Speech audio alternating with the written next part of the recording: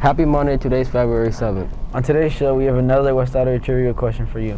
We also have an interview with Miss Boston showing some books. This and more, so stay tuned.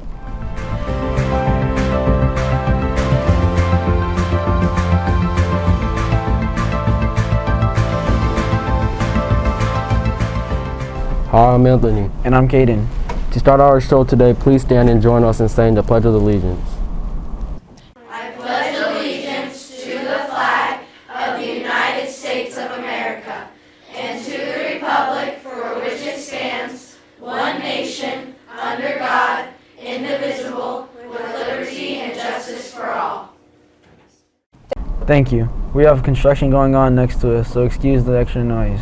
A few weeks ago, we watched an interview with Mr. Vonens. A few people were wondering about girls' sports in our district. As you know from the interview, he said middle schools didn't have sports offered right away, so that's why they did intramurals. He commented that girls' sports didn't start until the 80s. I think he was talking about middle school. West Idaho High School had girls' sports even before 1970, although they weren't comparable to the sports offered to boys. That leads us to today's trivia question.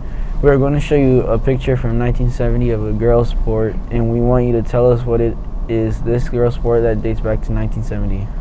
Please answer the Google form that you posted in your academy for a chance to win. Next week, we will have a member of that team with us sharing what sports were like for girls back then and the changes that have taken place over the years. Since we are talking about women in sports, we thought it might be nice to talk with our librarian, Ms. Boston, to see what books you might want to check out about women in sports. Hi, my name's Addie, and I'm here interviewing Miss Boston to find more about women in sport books. What books does the library have about women in sports? Yeah, so that's a great question, and I'm actually going to show you how to search for that on Destiny. Okay, so on Destiny, this is our school library catalog where we can search for any topic we're interested in. So right up at the top, I'm going to search for women and sports as my keywords. And 17 books come up, actually, and it's got the call numbers for them. So we're actually going to go through a couple of those books right now. What nonfiction books do we have in the library? Yeah, so a few to start with are this one, Mighty Joe, and this is a true story about a woman runner. We have Rising Above, Inspiring Women in Sports, which has a lot of great real-life stories that actually happened from superstar athletes. We have another Extraordinary Women Athletes that has a mix of everybody in there.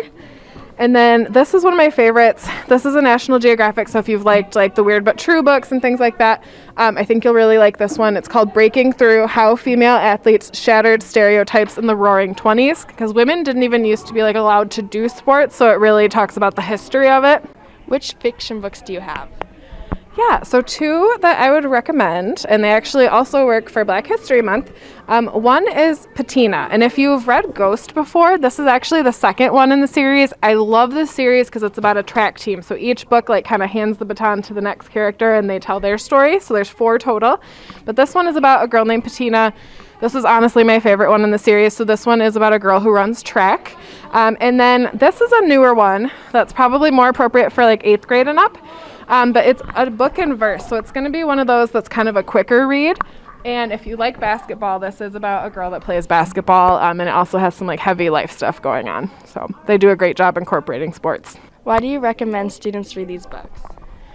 Yeah, so for a couple of reasons. One, I think it's really important to understand how far women have come in terms of sports, because we hear about women's rights a lot, but we don't think about like there was a point where like women weren't allowed to run marathons and things like that. So just kind of seeing that history and realizing the privileges and rights that we've earned over time and how that's changed is really important. And I think also it's really important for students to read books that they're interested in. So if you're a sports person, I want to be able to find you great sports fiction that you can relate to. Thank you, Miss Boston, for answering these questions, and thank you, Campbell, for filming. Thanks, Miss Boston. Just a reminder that you have one more month to be reading those books that are in the bracket for March Book Madness. Miss Boston and Miss Mitchell have challenged themselves to read all 16. Who else is in? An hour for this week's general announcements. Thanks, I'm JoJo. And I'm Charlie. For lunch specials, Monday is pasta bar, Tuesday and Thursday will be taco bar, Wednesday is stir fry day. Every Tuesday there will also be special for the day.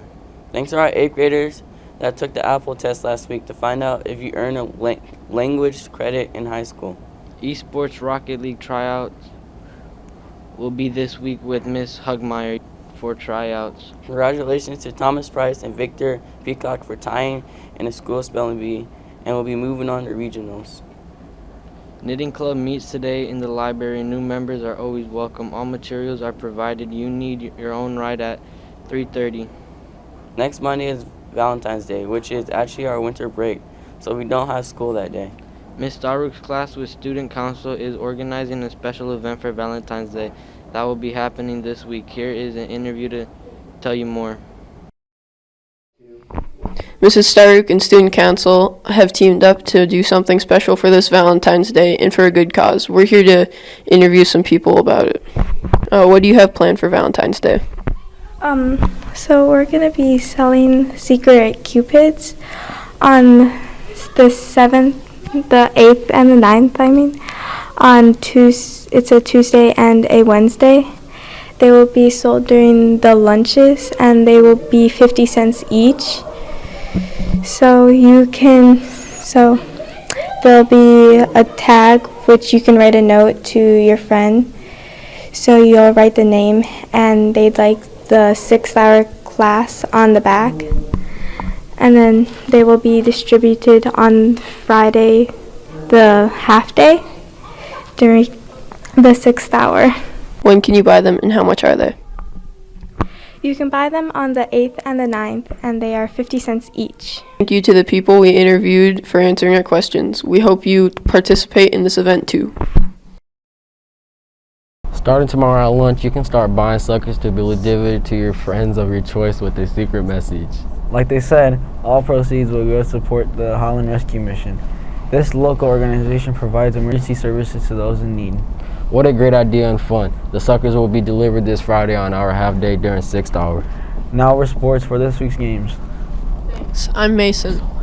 And I'm Owen. Let's start with girls basketball. The black team plays today, Monday against Mona Shores away, and Wednesday against Reese Puffer away. The white team is home also against Mona Shores, and Wednesday they are away against Hamilton. The wrestling team has a competition on Tuesday away against Mona Shores and Thursday against Holland. Boys swim and dive compete Tuesday against Holland Christian away and Thursday against Zeeland away. Ski and Snowboard Club. If you want to go on the trip to Bittersweet this Friday, sign up by Wednesday at 3 p.m. with your $10 for the bus. Just a reminder that Friday is a half day, so we will try to leave by 3:30. Now back to the anchors. Don't forget to answer the trivia question before the end of Academy, and we will share the winner on our next week announcements. There is no school February 14th for the winter break. Our next announcements will be on February 21. Thanks for watching. Keep showing that Panther pride. Have a great week and go.